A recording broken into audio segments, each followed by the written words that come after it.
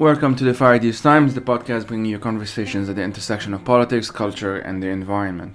I'm your host Joey Ayub, and today we'll be talking to Emmi Bevensee again.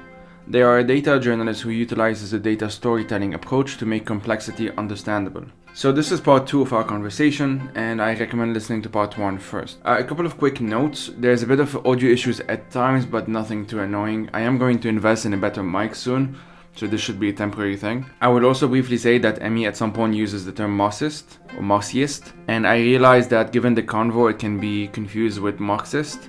These are not the same. Marxism refers to a specific phenomenon within Trotskyism that we briefly touched upon. It's not a major part of this conversation, but I just thought it important to make that distinction to avoid any confusion while listening. As with part 1, I will ask you to pause this for a sec and check out the categories listed in the description.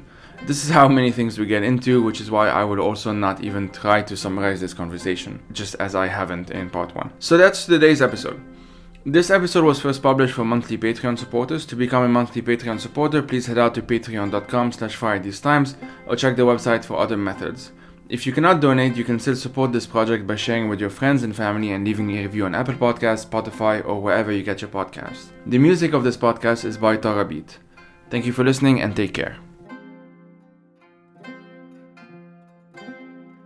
Okay, this is gonna be a very weird transition that's not directly related, but I mentioned before that I had like 2 questions, and so that this is the second one. About entryism, I've been increasingly interested, even like having a morbid curiosity with this sort of like, I just call them like Thanos from Avengers, of like Eco-Fascism variety. And I remember reading, I think it was an actual interview, like a video interview by the guy who plays Thanos, I forgot his name. And he said something along the lines of like, Thanos is a complicated character who, had good intentions, but was, I don't know what, I'm not gonna misquote him, but like something like that. And that in itself was enough to kind of trigger an alarm in my head. And I do understand where it comes from. And I don't think that people who are worried about very vague things that they tend not to really understand, like overpopulation or whatever, I do understand the almost claustrophobic feeling of feeling, you're in a finite planet, blah, blah, blah. I do get where it comes from. Although with some of them, not all of them, there's the darker shit there. But I'll ask you about eco-fascism because I think you've studied it more than I have so far. I will preface this with this very brief story of, in end of 2019, in the middle of the protest movement, I was taking this workshop in Beirut. I was taking this workshop on like permaculture and sustainable economies and whatever. And within like 10 minutes of that workshop, someone brought up overpopulation in Africa. And there was no context. No one was talking about population in the first place. It was just in, resources and limit resources and whatever. And because we all know that Africa is the continent who's really stealing resources. Absolutely. And that was my response, obviously. And I mentioned, the disproportionate consumption of not just the richer nations, but then the richer people within those richer nations and the corporations, blah, blah, blah. Many people listening to this probably already know this. I'll try and dedicate an entire episode on this specific thing. But how would you understand and so, okay, that position that she said, I wouldn't describe it as necessarily eco-fascist, but like it flirts with it. It's like under the surface. It's very easy to then kind of make the jump and then become ideological if, she was influenced by someone else or whatever. But that misconception and misunderstanding of how resources actually are extracted in our world and the disproportionate impact of the usually smaller but richer nations and blah, blah, blah, those things aren't well understood. And so I want to be a bit kinder to the people who engage in these things. But again, that's one, like a section of that tendency. Then you have the darker shit, and you have in between the naive ones and then the extremists, you have all of these things that are actually pretty mainstream. It's pretty mainstream to have concerns about overpopulation or whatever that is not actually based in any sound science or whatever it is, and not, you know what I'm talking about. So I'll just shut up now and give you the floor. Yeah. Well, So yeah, I think the thing with eco-fascism is this like depressing reality that we all mostly like whatever our communities are understand, broadly speaking, and recognize as existing. And it's like pretty hard for us to emotionally process, I think, as a species, because it's the quintessential example of a complex problem that transcends nationalism and sectarianism and everything. Because if we fuck it up, we all die. So maybe Elon Musk survives, but whatever. So so it's hard, you know. It's like, even for me talking about it, you know, it's hard, it's emotional. And I think historically the right has fetishized nature, and sort of the syncretic fascist movements have syncretic, I just mean like crossover. The sort of syncretic fascist movements have like fetishized nature and like, you know, whiteness as being like ruler over nature and things like this, but have historically denied climate change. And the left tankies have done this to a degree too. Like, so there's some crossover there, but I would say it's more of a far right thing to do. It's like culturally more of a far right thing to deny climate change. However, you cannot deny climate change forever. And so eventually, if you're a fascist, you have to like wrap some sort of fascist ideology around the increasing reality of climate change. And you can do that a lot of ways. They do that a lot of ways. They say it's not human caused, but it exists. They say it exists, but it's caused by China. You know, and then others are like, it exists, like the Atomwaffen accelerationist thing is like, it exists, but it's good because it'll destroy civilization and us strong white people will survive. I love this. I've always kind of found this idea kind of humorous, that like all these like basement dwelling alt-right edgelords are somehow going to survive the apocalypse and see this super, you know, ubermensch society or whatever. But yeah, so there's like a lot of different angles that they can take it. But because like green movements are left broadly, they have to appropriate a lot of aesthetics and a lot of histories. So if you go in like eco-fascist Telegram chats, they will like post propaganda from the Earth Liberation Front or from Earth First, and they'll like claim that as their heritage. And obviously those are left organizations, but even those organizations, like I'll talk a little bit about Earth First, have some problematic history with this like eco-fascism thing, because in the early days it was more of like, it was this populist thing of like, we're all united against civilization. It's a post-political kind of problem. And so they had like these quote unquote buckaroos who were like far right people who recognize climate change, but were like racist. And were anti-queer. So that's how you got into like the hardcore turfy Greens like Derek Jensen and Deep Green Resistance and stuff like that, who were like social conservatives who believed in climate change or whatever. And, you know, and now Derek Jensen is beloved by Andrew Anglin and Daily Stormer, because Andrew Anglin's like, I like this guy, you know, he hates civilization and queers. We've got a lot in common.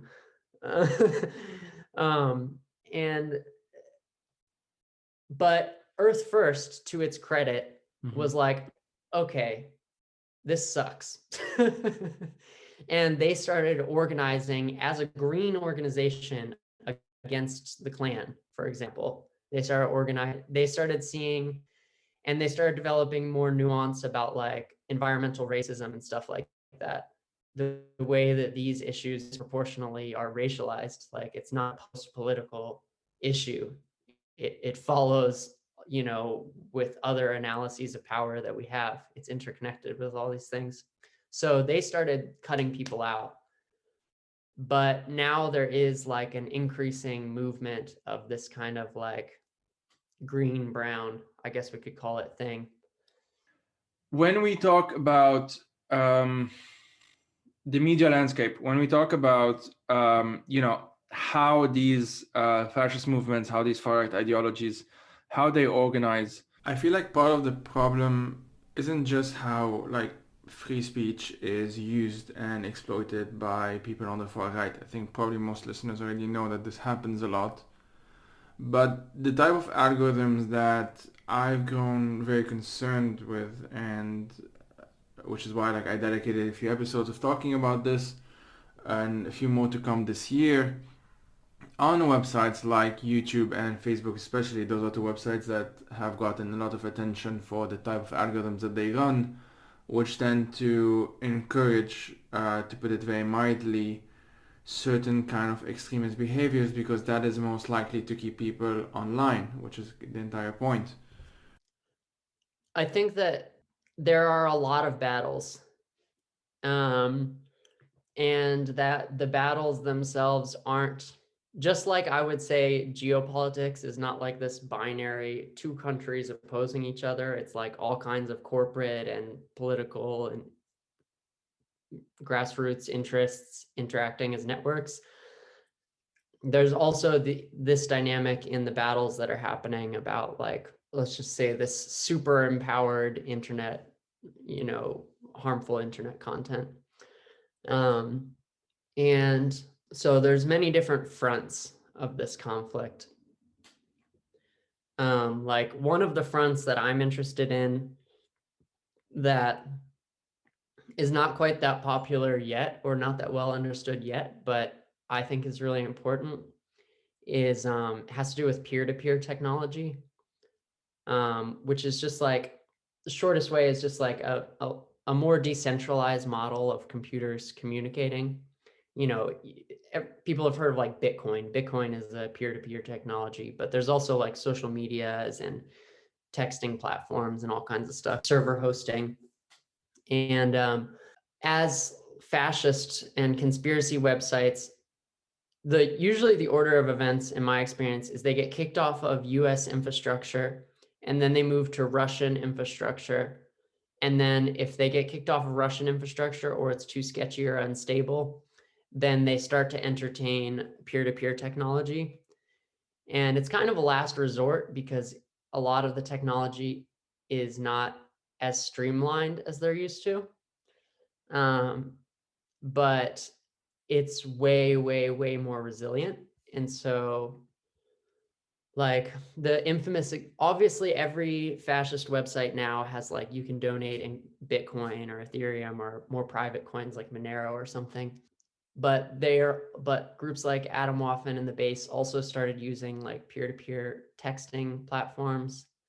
The Christchurch attackers manifesto kept getting taken down, so people started uploading it to IPFS, which is like this peer-to-peer file hosting system. And then, but the most famous example was the platform Gab, which is like this alt-right echo chamber social media free speech with big air quotes around it platform. And they were connected to a mass shooting, and so they got booted from all their infrastructure. So they switched to Gab, or so they switched to this technology called Mastodon.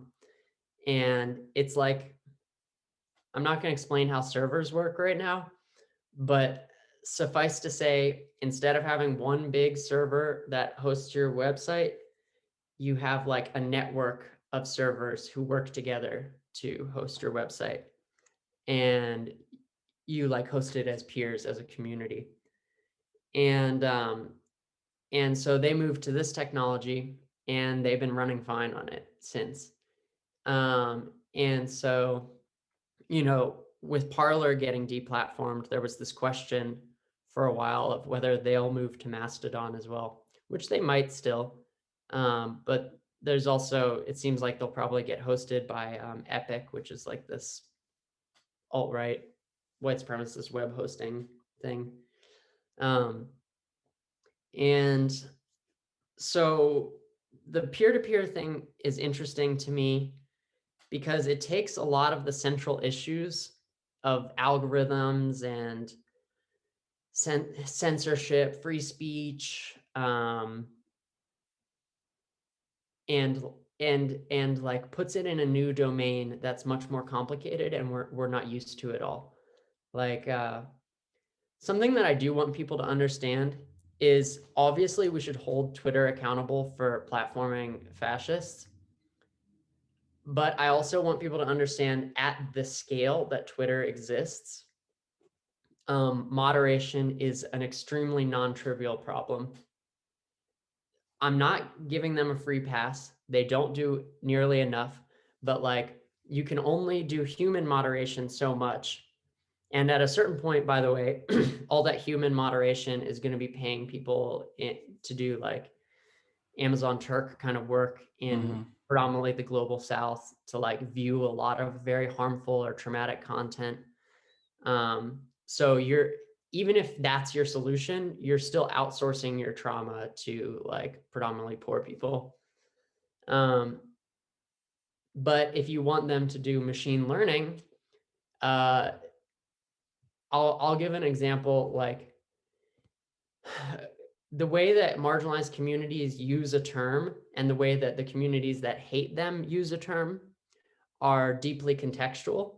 So I don't want to get banned for using the word queer, but I also would think it was funny if like a fascist got banned for calling me a queer, because we have a very different usage. And machine learning can learn a lot about context, but it's not that good at context, like human context. And it gets even more complicated when you get into questions that different marginalized groups disagree on amongst themselves. And so in order to write a machine learning algorithm, you have to like create training data. In order to create that training data, you have to make rules for, you know, what is considered harmful content. Like I worked on this one project at my university, and they were studying like toxicity in communication online, and they were creating training data. And they were just studying like rude content or something like that, like mean content online. And I was trying to explain to them that calling someone an illegal as a noun is specifically a hate term that is not. And they were like, no, we're STEM bros, like that's a technical term. And I was like, you have no context of the communities that you're building algorithms for. And so now you're just going to kick me out of the project because I made everybody uncomfortable. And so that kind of shit is the reality of like, well, why don't they just create machine learning? They can. I mean, they put huge effort into, you know, machine learning ISIS content, but even that auto moderates like evidence of war crimes in Syria and starts just flagging Muslims doing things as like Al-Qaeda or whatever. So it's there's some hard problems there. And once we get into the peer-to-peer land, they're even harder because we can't do that. There is no central body that can just take something down. But what I like about the peer-to-peer side of it, I'm a huge peer-to-peer supporter, to be clear. Like I love the technology, but I mainly love it for us, you know. Like I love it for the exciting things it can do for us. Because our infrastructure we're going to get censored too. Like Twitter's going to take down all of us, sex workers, queer sex workers, been knowing about, you know. And so like peer-to-peer technology kind of asks us to solve these problems ourselves rather than like outsourcing it to some central some central like body, like just trusting Twitter to decide our discourse for us and to protect us from traumatic content. Like peer-to-peer is more human because it's like, hey, you guys have to deal with this.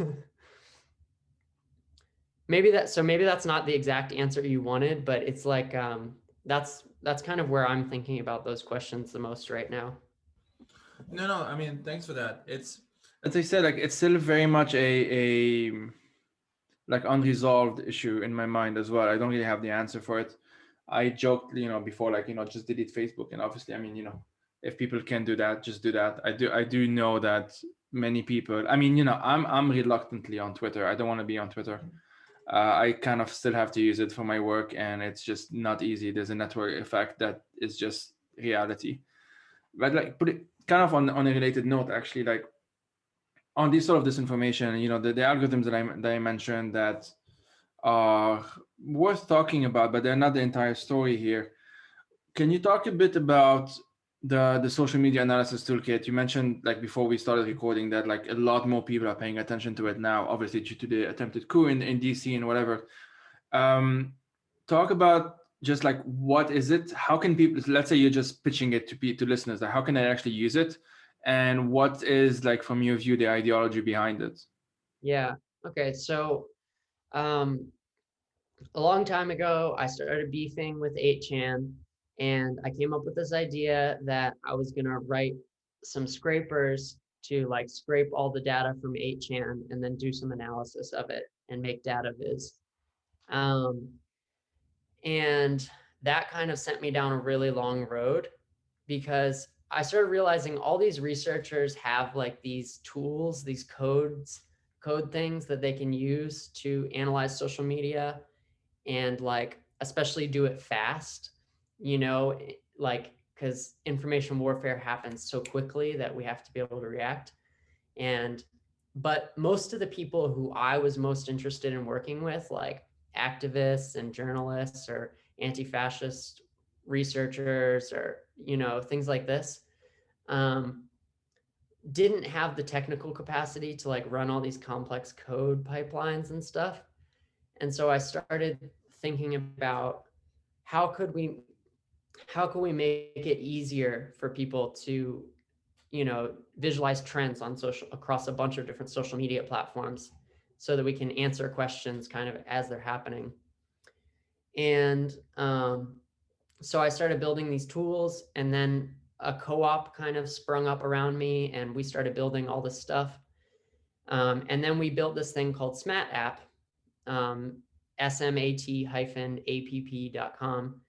And it's like an easy, free, no sign up. You just jump right in interface for, looking up like, oh, what links are people sharing with QAnon on 8chan or Twitter or Reddit or whatever. And, or like, when did Stop the Steal become really popular?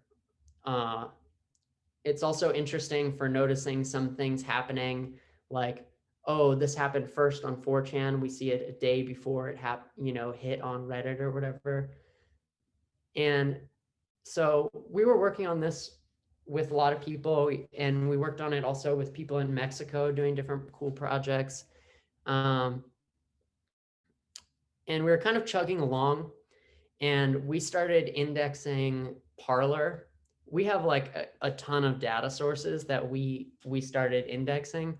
Parler, 8kun, Gab. We have Reddit and Twitter verified feed, but those aren't ours. So then the coup happened, and all of a sudden, and then Parler went down, and all of a sudden, like every journalist was like, who has Parler data? And everybody was like, Emmi. Emmi and Emmi's friends have Parler data. And so like I went from this like really niche nerd to like fielding like 12 mainstream media requests in a day or whatever, and doing all these interviews and stuff. And there was this heroic effort by some other people to archive all of Parler before it went down, because you can see in our Parler data, people just openly organizing. I don't know what it is about the right and committing felonies on live stream, but they just love it. And on social media, they're just all about that, like, self-incrimination life. And Baked Alaska, this alt-right fasci brawler dude, just live streaming, breaking shit in Nancy Pelosi's office, now has a warrant for his arrest. I mean, that's kind of on you, bro. Yeah, so we built all these tools, but they're free, you know, and we give away our data for free, and we work with journalists and activists and stuff. And there's a lot of different ways that you can use the tools. But basically, my ideology going into this is like, social media platforms, intelligence agencies, police, corporations, they have really, really powerful analytics tools that they use for really sketchy things. And my belief was that we need to give way more people access to tools for making sense of our online conversations as a means of kind of overcoming these information warfare things that we've been discussing a lot. Because, like, for example, one time I've run a bunch of OSINT trainings, and like I usually teach SMAT when we run them, as one of the things. And I one time had this person who's Kurdish in the training, and is interested in like Syria OPCW stuff. And she started, she started researching like these OPCW and chemical weapons questions using SMAT, and started finding some really interesting things. And that's kind of the heart of what I'm into about it, is like, it's kind of like my ideological framework that we need more people working on problems rather than like some elite vanguard, whether it's the CIA or the like tanky vanguard.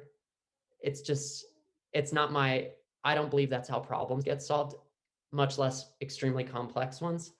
So what excited me about this is like, people have interests and expertise. This person knows a lot about, geopolitics in her country and her regions, that I don't know about. So she can investigate these specific questions. Or like the Mexican researchers that I worked with are like, doing all this stuff about Mexican politics that I don't even know about.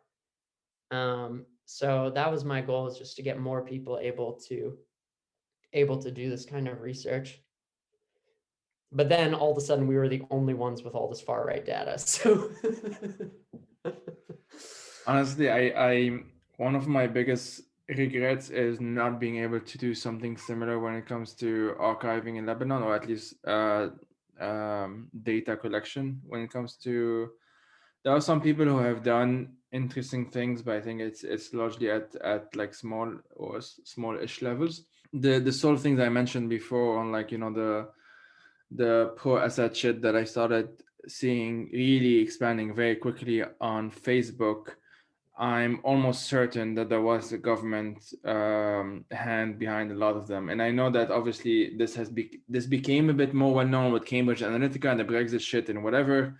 But I think when it comes to Syria, there was some pretty significant early influences that I'm sure maybe other people have already done that research. But it's just one of those things that when it was happening, I wish I knew how to just collect the evidence, essentially. One thing I will just pitch for Yeah. on your show is for people to get the browser add-ons for archive.org and for archive.today. It makes it so that when you find a web page, you just click this button and then it'll archive it. It makes it really useful for researchers later who are like, damn, this web page is down. Let me check if there's an archive. Boom, somebody archived it, Oh, so they basically use the add-on and it adds it to the website itself. Yeah, you can, well, so archive.org, you can just go there and archive any web page, Yeah. or archive.today. But the browser add-ons just make it way easier because you just have to press a button.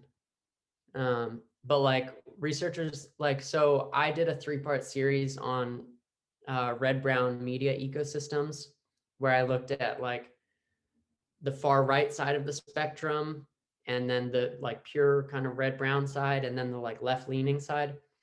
And for that research, like having archives was extremely necessary because these actors are so sketchy that they're constantly deleting things, and changing their story and this and that. So having like these archived proofs was really, really helpful. Yeah, for sure. All right, so I have 3 somewhat related questions, but not fully related questions. Are you ready for them? Bring it on. Okay, so I'll start with something that I know we have in common, like our with our difficult relationship with even like the term leftism, Mm-hmm. in the sense that sometimes it feels, and this is not a fully developed thought. I know that there are such things as like the post-left, and I know obviously that anarchism is sort of there, but not really there, and there are complicating things happening there. I know that. So I do sometimes wonder if like the binaries that were largely created in like the 19th century, in like a post-industrial revolution thing, like if they're still valid all the time in today's context, especially with the internet and especially with probably increasingly so with global warming. And I say this while recognizing that there are there are existing frameworks that are useful. I'm not saying I don't want to throw like the baby out with the bathwater. But one of my earliest experiences of disillusionment with quote unquote the left, other than the Syria stuff that I've already talked about a lot, which I think is an obvious example, and I can also cite Ukraine on that and Hong Kong more recently. Um, Other than that, is kind of just going through a bit of the history of indigenous movements in China or in Soviet Union and in parts of Latin America. And whereas in Latin America, this was, I think it's more well known with people on the left because the governments that tended to do the horrible shit tended to be, backed by the Americans and whatever. So like right wing and militaristic and whatever. But the stuff that the Soviet Union used to do and the Chinese government used to do and still is doing, um, those to me, sort of the fact that there isn't a existing framework that is as clear as, for example, people that oppose Israel because they support Palestinian rights or whatever. This is like very clear on the left. It's like it's very easy to be pro-Palestine, pretty much, if you're on the left. Well, in America, I know it's more difficult, but like generally speaking. But then, you speak about Xinjiang and Hong Kong and Belarus or whatever, and then it becomes quote unquote more complicated. And it's those things that for me are not complicated. They're actually just as straightforward as the Palestine stuff. That, the experience of indigenous communities in these countries, and even more recently, like Latin American government that are leftist quote unquote, have like quite a lot of weird, not weird, but like, yeah, like dark stuff on their hands as well. I don't know, like I still struggle with these terms, and so I wanted to just throw it at you in some ways, not to just solve, not to solve my existential crisis necessarily, but to talk about the fact that it's not as clear, these things that are supposed to be clear. Like I've had so many conversations with people that are Marxists or some anarchists as well, that kind of talk about what I've been calling alt imperialism as almost like the exception, like, oh well, it's just this weird thing and it happens a lot for some reason, but it's always an exception. And it does get to the point where like at what point are the exceptions no longer the exceptions? And I know people that have actively stopped calling themselves leftists even though they have progressive views, Yeah. due to these things. And so, yeah, I'm just throwing it out there and do with that what you would. Yeah. Um, Well, there's a lot of parts.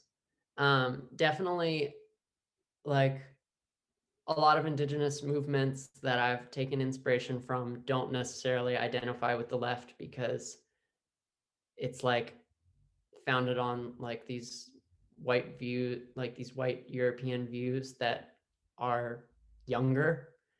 There's actually a really good video that exists right now. It's called like, I think it's called playing Indian or something like that.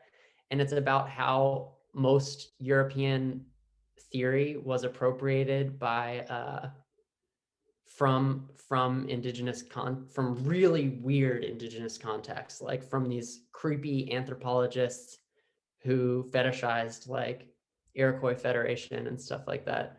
Playing And Indian and the Roots of Collectivism. yeah, that's the one. Yeah, I just found it. And how like that those weird contacts that were deeply misunderstandings became very formative in a lot of the early Marxist theory and anarchist theory as well. Meanwhile, the Quakers were just kind of like actually chilling with indigenous people and like trying to, not that they're perfect, but just like trying to develop relationships rather than doing this weird thing that white leftists did for a long time. So, I mean, even that's kind of a good example in and of itself, like from the beginning, like the Quakers were like trying to build relationships and interact respectfully with sovereignty. Meanwhile, these leftists were like trying to get clout kind of through appropriation. And so that's as old as European, leftist history. And but that all being said, I think for me, the left is an entirely incoherent term. I use it as a shorthand for Twitter just because it's very few characters. But like, but I don't have any values in common with a lot of people who consider themselves, or I have very minimal values in common with a lot of people who consider themselves leftists. Like, and this is the kind of standard post-left, this is one of the standard post-left critiques, is like, there is no shared value system across the left. And so a lot of people who would consider themselves leftists, I mean, I try not to have enemies, but would be my enemies. Like, if it came down to it, I would be really actively opposed to them. And tankies are among those. Like, I would absolutely oppose central economic planning by a vanguard committee. I would oppose it with everything that I could oppose it with, because it sucks. It sucks mathematically, it sucks humanly, it sucks politically. So to me, that's not even, well, you get into stupid, boring semantic debates because you're like, is Stalinism even in the left? Or is authoritarianism in the right? And then you're like, oh man, I'm fucking up the political quadrant so bad. So like, I probably am a post-leftist, but the post-left sucks. Historically, they're really cringy. But yeah, I guess I would like to believe in some kind of like left internationalism, some kind of heart of these things that could be good. But I recognize that it's like such a watered down terms that there's pretty much a guarantee that me and the person I'm talking to are going to be missing each other in fundamental ways, just because we have different connotations, even if we're like similar in groups or whatever. So yeah, I try to be more clear about like specific values or specific issues than like specific political teams, just because also like the right talks a lot of bullshit about virtue signaling on the left, and then they take it to this weird way of vice signaling and being like, it's cool that I'm a shitbag. but like, there is a ton of virtue signaling bullshit like on the left, people who just see it as a social capital sphere to like build influence and build little micro cults. And so like, and the left is really vulnerable to that because we're like care about people or something, something stupid like that. And so like, yeah, so there are all these little like, you know, tyrannical kind of things that are just like, and I think a lot of the weird geopolitics stuff looks like that. And the thing that I think makes it work is because it's easy. Like a geopolitic, so for people who are just getting into this stuff, the tanky view is like, look, we want to help the workers of the world against the bourgeoisie, and all you have to do is be a Marxist. And they're like, whoa, what does that mean? Well, it means that the US is the ultimate enemy. So anyone who's like vaguely opposed to the US, even if they're like Assad was like deeply working with the CIA in all these ways, and Israel, you know, like even if they're all that stuff exists, as long as they say they're kind of anti-US, then you have to support them 100%. You can't say anything bad about them, or you're literally in the CIA yourself. And even that is like, they wouldn't call it Marxism because that's like a Trotsky thing, but that's what it like historically is. And but that ideology is so simple. It's really easy to get people behind a political program. Like this is the point of our complexity thing, is like, it's actually really hard to sell complexity as a political program because it's hard to explain. It's like, I'm not going to tell you what you need to think about this geopolitical issue. I'm going to just tell you that it's going to be complex, and you should look for those tensions, and you should look for the way that those tensions move and change. And it's not easy for people to join a community like that, because the way you join a community is you come in, you learn the language, you virtue signal, you get cool points, you make friends, whatever. And I realize it's asking a lot of people to think like that. And I think that some of these people give a simpler version that's easier to sell. Yeah, I don't have much to add to that, to be honest. Let's just say I'm slowly getting into it a bit more, and so this is probably going to be reflected in the podcast, probably, I don't know. But my concern over global warming, other than it's horrible and we need to do something about it, which is obvious, is that it also just accelerates a lot of the things that if there was no climate change, and if there was no immediate existential threat, especially and stuff like that, I could see things like the way people react to refugees and migrants. I'm a migrant in Europe. I can see that as well. It's going to take some time to whatever. Usually what happens is that you would have like a percentage of those refugees that are quote unquote better integrated. They do something amazing for the society, like those Turkish Germans that discovered the vaccine in Germany, whatever. And then suddenly you have a lot of think pieces and stuff about how it's good to integrate refugees and et cetera, et cetera, et cetera. And so I could see that process happening, and usually like it takes a generation or 2 generations or whatever.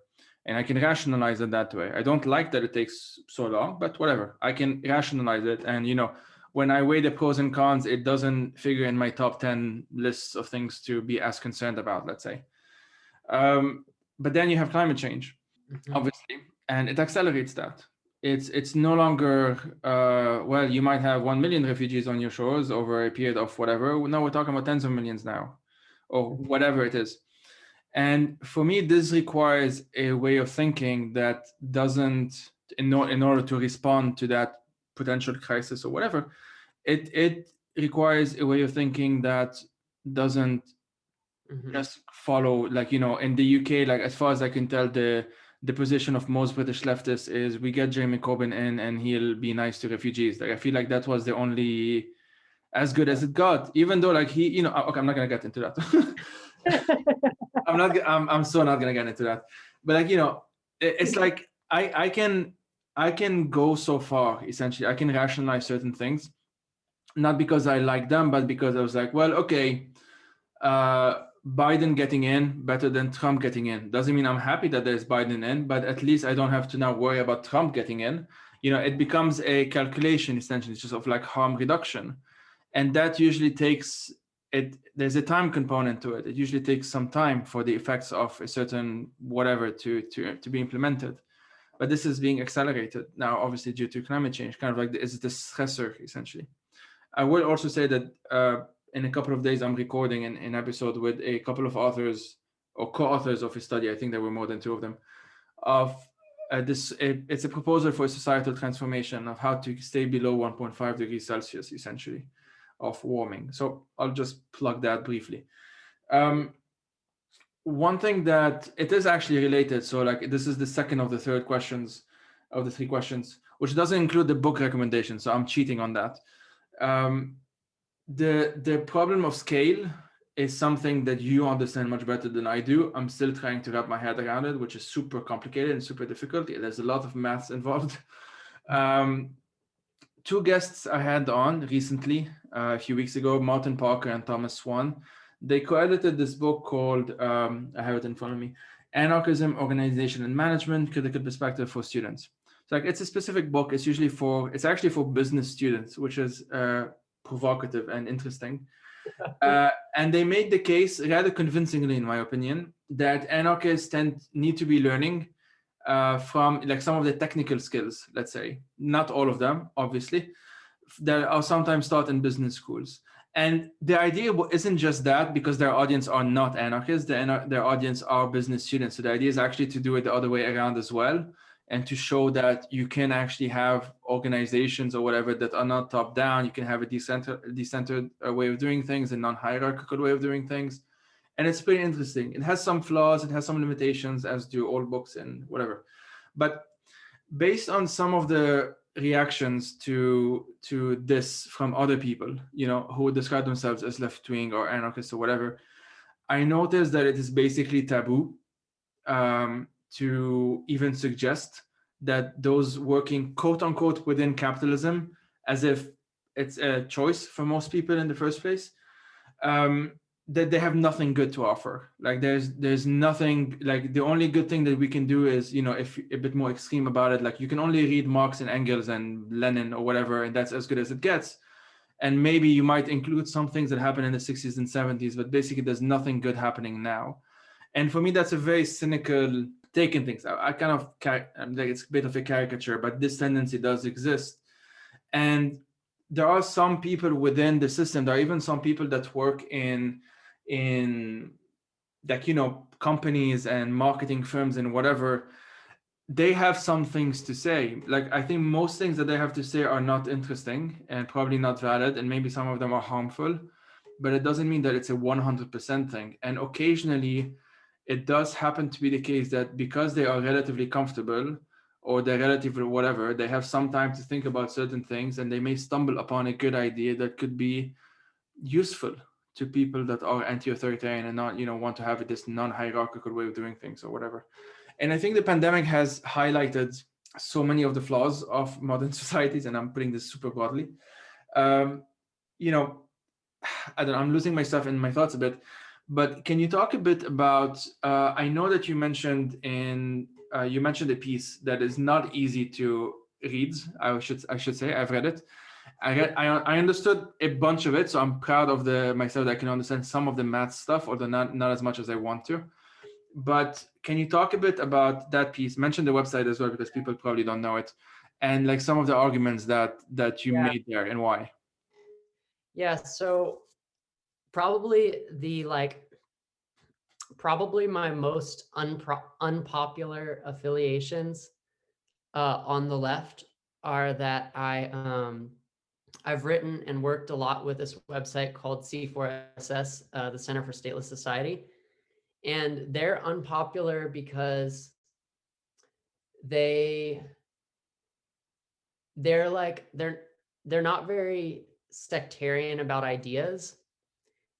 They're like very nerdy and curious, so they'll entertain a lot of ideas as long as they're not like fascist.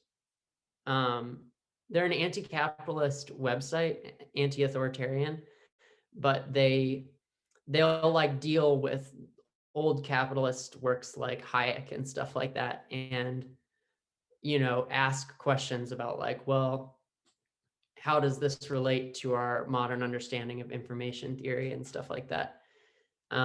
Is this true? How does this affect our social forms? And to me, those questions are really exciting. Like, I used to be a very kind of red anti-left, or very red leftist. But I started having like some nagging doubts about the program that we were all supposed to get behind. And so I started reading some like heretical literature, and I'm more nerdy than I am caring about my social status. And so I went through some transformations there. But one of my transformations is that I became really interested in mutualism, which was the part that was important to me was that like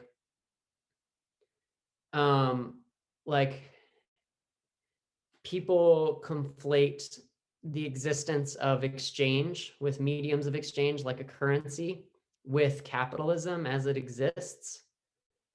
And what I began to realize was that economic coordination is an extremely difficult project. Like, and lots of fascists and like far right people harp on the problems inherent to like central planning and communism. And so, like Mises's mentor was like this fascist Austrian dude, and Hayek supported Pinochet, like all these horrible things. However, they weren't 100% wrong about the existence of coordination problems. And this has been borne out by problems in the Soviet Union, but also just like in society. Like coordination problems are a whole field of math and computation. And they're just hard. They're just really hard.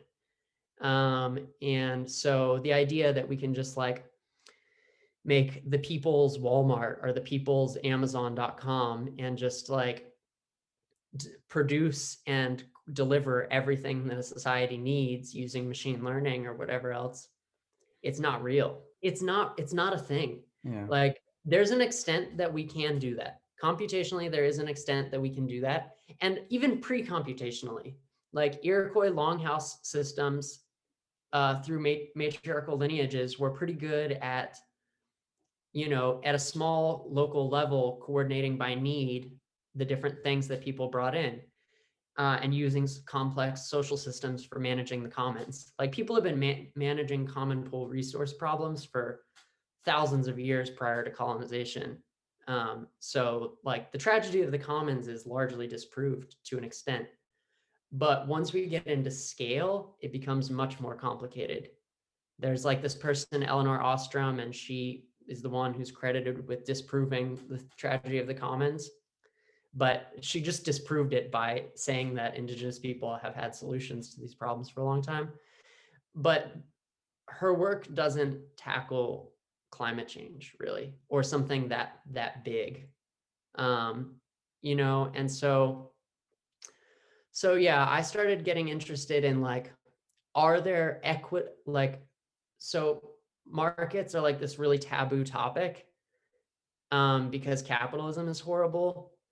But what I realized is that like most market socialist models of coordinating economics rely on like replicating price systems in some way, because what price systems do is they prove preferences. Like our preferences are so complex that if I tried to tell you all my preferences, it would take a fucking long time. But also I would be wrong. like my revealed preferences would be different. Like the way I explain revealed versus stated preference is like, maybe on your Netflix, you're like, ooh, I'm gonna watch 5 documentaries about all these interesting things. That's your stated preference. And then your revealed preference is that you like watched Adventure Time for like 8 hours. So like our revealed, it's hard to get at revealed preference without some sort of exchange mechanism. And it's especially hard to scale those complex problems. And so I started asking a lot of questions about like, are there ways to create equitable systems that can still solve complex problems at scale? And that's kind of what C4, I ran a mutual exchange at C4SS with a lot of people from across different political spectrums, anti-authoritarian political spectrums. Like there was one person arguing that you could do cybernetic communism. I was obviously arguing against that. Some people were, we're all across the spectrum on that issue, but that's kind of how we liked to do it, is get those dissenting views. Well, there was so it's kind of it's a funny, pointless story, but I, at some point, for some very random reason, I started reading just a lot of John Maynard Keynes' own writing. I just went into this mood, really, and had lots of wrong things. But I'm not comfortable saying that he was a hack, which I've seen some people on the left say, as if like it's just Keynes on one side and Marx on the other, and they're in the ring and they're fighting it out or whatever. And this just to say, and it's such a boring point that I'm even annoyed in making it. But sometimes you should be reading people that you don't like, and you need to do that. It's really important, even the bad ones, not because you will agree with them. And I am absolutely not. See, I'm really annoyed right now, but I'm absolutely not saying that, oh well, if they have a different opinion, therefore we must all listen to different opinions, and therefore all opinions are valid. And no, I'm absolutely not saying that. Just see how this can go to different extents. Because I don't know how people listening to this, if they don't know me, like where they can go. It's so easy. But anyway, so I read these things because there's something that happens in my mind that I just noticed over time, and maybe you can relate to this, maybe not.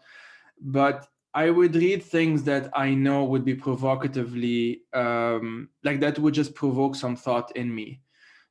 Usually, even if it is like like it provokes sort of like a negative reaction. Like I would read something to actually oppose it in my mind, but because I would then be opposing it from a different angle, that gives me a different pathway towards something completely random. So like they could be arguing for something really shit, but they are doing so from a different standpoint that I'm not familiar with. And so I would then familiarize myself with that standpoint. And you can't get that if all you're fucking reading is Marx. Like, no offense to Karl Marx, like honestly, lots of interesting stuff, very smart dude, like really no doubt about that. But there's just more than that. It's just so much more than that. And there was so much more before. So that's something related to what you said before. There is a tendency, there are lots of Marxists, and again, I have Marxist friends, whatever, it's nothing personal, that tend to kind of start like, it started with Marx and then better things came after. So like they would say, feminism came after or whatever, and therefore it kind of nuanced Marx analysis and improved it and even contradicted some of it, but he's kind of like the founding father in that myth. And what that tends to do is just erase everything that came before Marx, as if there was simply nothing that came before that. Like nothing, there's no history before the 19th century. And for me, that's, obviously very problematic. And I don't even know where I'm going with this, I'm sorry. But I got to the point where I would read things that are quote unquote mainstream. So I was reading, I forgot his name. The guy who wrote Utopia for Realists and Humankind, Rutger or something. He's Dutch. I'm sure people know him and you can Google it. And I was reading his book that I know this for a fact, that if I positively reviewed it on Twitter, like today, I would get negative feedback, like just right now. even though like I think 80% or 90% of the things that are mentioned in that book are pretty straightforward, basic things. And that's actually one of the critiques of the book, that it could have gone further than that. But it's the kind of books that I think I have a point with this, but it's the kind of book that says things like, well, the tragedy of the commons is wrong, and here's why. The whole bystander effect is wrong, here's why. The Stanford prison experiment was basically a hoax, and here's why, etc., etc. And all are valid points and all are good points, but they actually need to be said, and because a lot of people take these things for granted. Mm-hmm. And sometimes I read these books because occasionally there will be some things that I actually didn't think about. I did not know that the Stanford prison experiment was a fucking hoax. I had no idea. I then Googled it and I read about it and I was like, yeah, it's a total fraud, completely dishonest scientific experiment. And I didn't know that people in psychology class right now also know that there are some issues with it, but it's still being taught in some classes. So I wouldn't know this if I had not read this book that would not be in my, leftist reading group, which I don't even have one. But if I was in one, it wouldn't be in it. It's just not the kinds of things that we would be reading. And, that's sort of where I was going with this. And you have yourself started, or I don't know if you started, but you were part of a what do you call it, like a collective or whatever, on the topic of like emotional anarchism. And so I'm just gonna let you explain it, but I'll just shut up now. Explain a bit about what is emotional anarchism, why did you get into it, and I'll add something. I wanted to say something, but I'll add it later. Well, just responding to what you were talking about before, I feel like the heart of what I resonated in what you were saying was like, there's a question with people of like, if there was a book that would completely change your core beliefs, would you read it? If it was pretty much guaranteed to change your core beliefs, would you read it? And people are kind of divided on this question. And like, I fall on the side of, I would absolutely read it. I would be too curious not to. Like, what is the argument that exists that could change my core beliefs? Are you kidding me? That's and so like, I mean, I read straight up fascist literature. I've read a lot of fascist literature. I'm not advocating that, but it's part of the reason why I have a high tolerance. And in reading fascist literature, I was even open to it. I was like, this is going to sound so bad. I'm going to get so wrecked for this. But I was like, if this makes me a fascist, then okay, so be it. I'll become fascist, I guess. I'm going to read this fucking book. But what happened was, it just deepened and complexified my resistance to fascism. I was like, I learned more about like what parts of me could be drawn to this, and therefore what is drawing other people. Like, what is, if anything, appealing about this to me, and how can I use that as like mimetic immunities to help other people get out of this? And so like, a lot of the literature that I've read, not just fascist literature, but just weird stuff, just really challenges my worldview. But like you said, I think it takes me on new, surprising angles. Like, I trust myself to still have values, basically, and to have my values like deepened by reading things that I'm not supposed to read or whatever. Okay, so just let's just pin this for a sec before getting into emotional anarchism, because I think it's an interesting topic in itself. That I think that you said it in the end, that's the main thing that I feel now that I look back in my early 20s. I'm 29 now, but like, let's say in the past decade, I remember in my early 20s like actively not reading certain things that I knew, maybe psychologically, like maybe subconsciously, I mean, would make me uncomfortable. And so one very obvious example, obvious now, is that I didn't read anything that had even remotely this is gonna sound weird, like a Zionist connotation. And for a Lebanese, it doesn't sound weird, but for a Western audience, it might sound weird. I don't know. But yeah, I didn't. So I didn't read anyone who's pretty much. I basically boycotted Israelis. Just that. I didn't know anything about them. It didn't matter pretty much at the time. And this was justified. I mean, it was at the time. In my mind, it was justified by what the Israeli government does, and this is part of BDS. Even some people would argue and whatever. I'm not going to get into that debate because I feel it's too complicated for now. And I do have an episode, but it's not confirmed yet. So I'm not going to say too much about it yet. And I also have to be super careful because I'm Lebanese and, there are repercussions there. But when I did start reading it, I read actual Zionist literature, like actual history. And I did my master's at SOAS on Yiddish politics and Hebrew politics. And I had a conversation with Molly Crabapple on it on this podcast. So like it's on record anyway. That actually made me more convinced of why we need to move towards something that resembles either like I'm not going to say one state solution because I hate states, but something better than what exists right now that involves more of a parity between Jews and Palestinians in Israel, Palestine, or whatever it would be called.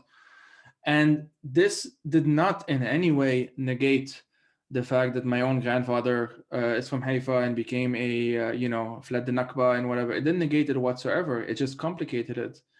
And complicating is not negation. And this is something that I feel mature saying it. It took me a while to recognize that if I'm complicating something, it doesn't mean I'm approving it, and it doesn't mean I like it. In fact, I think I'm opposing it more efficiently now. I feel like I'm not. In Lebanon, there was this big thing at the time, and I'll stop on this, and I don't want to make random enemies, but there was this big thing at the time of focusing a bit too much, in my opinion, on the movie Wonder Woman that was being shown in the theaters, because the main actress served in the IDF and whatever. And my issue with that wasn't that, like, I don't give a shit if people don't watch a movie, like that's your prerogative. My issue was more the government censorship. They were asking the government to remove it. So that was my issue with it. And my other issue with it is what do we do with like Americans that serve in the American army and whatever, because those are fine and no one ever boycotts those. And all of this to say that my issue with that at the time, which I didn't really understand until a bit later, wasn't the movie, wasn't the cause, wasn't BDS even, wasn't any of this, but was just a concern for energy, like how much energy I was spending into one thing, because it's all limited and we need to be doing other things that are more urgent. And that was my concern. And I got quite a lot of heat for that actually at the time. And so, yeah, I'll just shut up on that and ask you to comment on just like, what is emotional anarchism, and one thing that I did like about it, and now I will really shut up, is that you don't actually need to be an anarchist, for example, to find that useful, which is what I mean. I don't know if most listeners would identify as anarchists, but whatever. I don't even know if I identify as an anarchist. I just find it as a useful ethical and political framework for thinking about goals. And like basically it's like, to me, it's just like the basic statement that our freedom is interdependent, and I can't be free without you being free, and that we should try to maximize our interdependent freedom.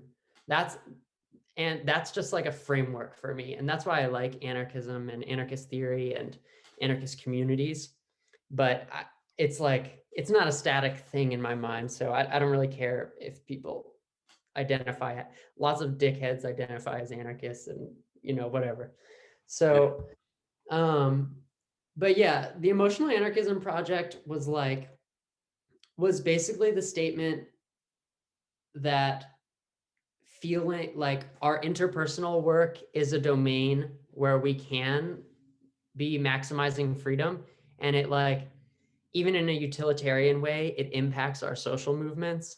Like, anybody who's been around has watched many different movements get like completely destroyed by like sexual abuse usually, and like cover-ups and stuff like that, and or has seen like women, like femmes and queers, doing a lot of emotional labor in the spaces and getting no credit for that, and like, only someone on the front line who fights is like most militant, and just kind of invisibilizing all the other work that goes into making community spaces work at all. And so, yeah, that was our basic idea. I started writing a lot of stuff. I was like, when I started the project, I was probably coming out of like a really deep depression for a while.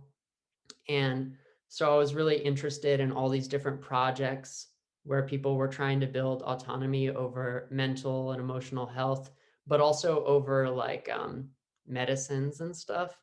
Like we were talking to a lot of groups that were like trying to homebrew hormones to like help trans women escape the like kind of crushing uh, bureaucratic pharmaceutical like pipeline, and a lot of different stuff like that.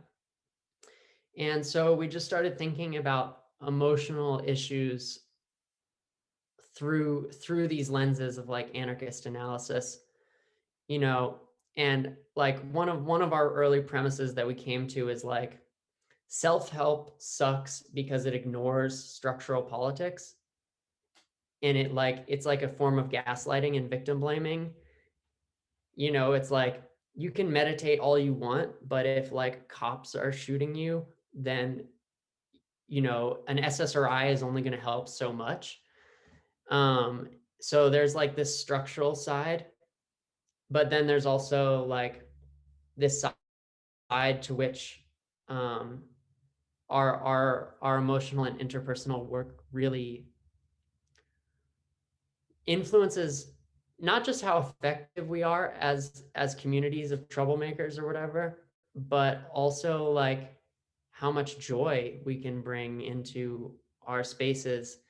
Like, so we have a whole book written. There's a blog, but there's much more essays in the book, and we just haven't found the right publisher yet. So hit me up if you know a good publisher, anyone.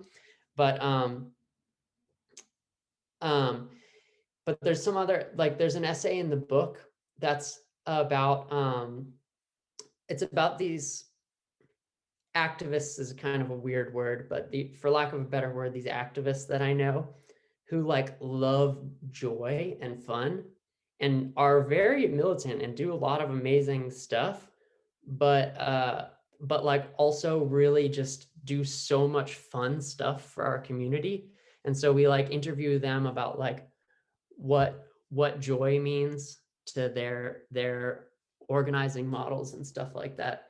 So it's not just about like, we interview like peer support groups dealing with like mental health and substance abuse stuff, but we also talk to people about like this really fun side of things as well. Awesome. So I know that you have an essay. We don't have much time to get into it, I think, but you have an essay called "Open Borders Are Our Only Hope." I will basically just plug it in and ask people to read it. I think that's faster. But to sort of wrap up the conversation, I wanted to ask you, this thing I've been doing, like 3 books that you would recommend to listeners, and feel free to explain why. And you can just cheat and have more than 3 books if you want. Doesn't matter. Just for the fun of it. Okay. Well, the first one that I was going to suggest is this book, Desktop Regulatory State, by Kevin Carson. It sounds boring, but it was really influential in this generation of me, like me and my friends trying to think about complexity theory for the left. It's basically about like the emergence of these kind of more networked social movements. And the book that I'm reading right now is called Ministry of the Future by Kim Stanley Robinson. And it's about climate change, so it's pretty intense, but it's really, really good. There's some really satisfying stuff in it, and really interesting as well. I feel like I'm learning, so I'm appreciating it. And I just want to like give a general pitch for like Afrofuturism and Afro solar punk futurism, which are like, because it's not my place to expound on these genres too much, but what I will say is there's this aspect of, it's just so deeply brave and radical to me to believe in a future when you've experienced massive marginalization and oppression. And so like when you get into books like by Octavia Butler, like The Parable of the Sower, she's explicitly believing in, you know, not just a future for like that Black people exist in the future as people say, but also that there are things to believe in and things to hope for and things that are worth fighting for, which, to generalize, you don't always get from the like hard sci-fi white dude authors. Generally you don't. You get this like hero kind of savior situation. And Afro solar punk is like emerging, and it's fucking cool. It's like, let's envision really beautiful futures as well. And then I did have a fourth thing, but it's not really a book. So, but in my mind, the most comprehensive sci-fi that exists is the player's handbook for an RPG called Eclipse Phase. Okay, you're gonna have to explain that one. So I don't like games, generally speaking. I'm a very weird person. I don't like RPGs. I don't like video games. I don't even like board games that much. But there is this RPG called Eclipse Phase, and it's about like a sci-fi future where humanity's kind of fallen to these AIs, and there's all these political factions and geopolitics, but it's just like so well fleshed out and so politically interesting that it was really fun for me. At least I've played a game of it. So me and my friends joke that it's the only theory that we read. All right, well, awesome. I mean, this has been a fascinating chat. It went longer than I originally planned, but it doesn't matter.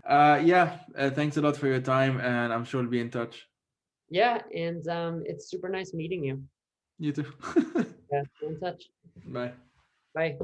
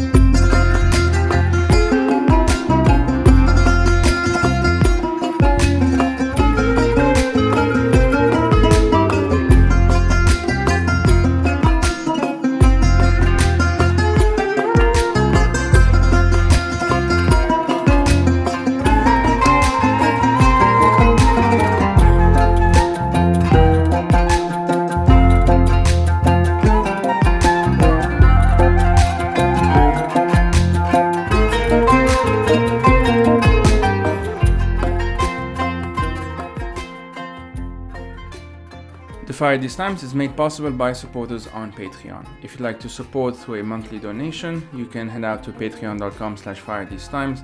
And if you want to explore other options, you can do so by checking out the website.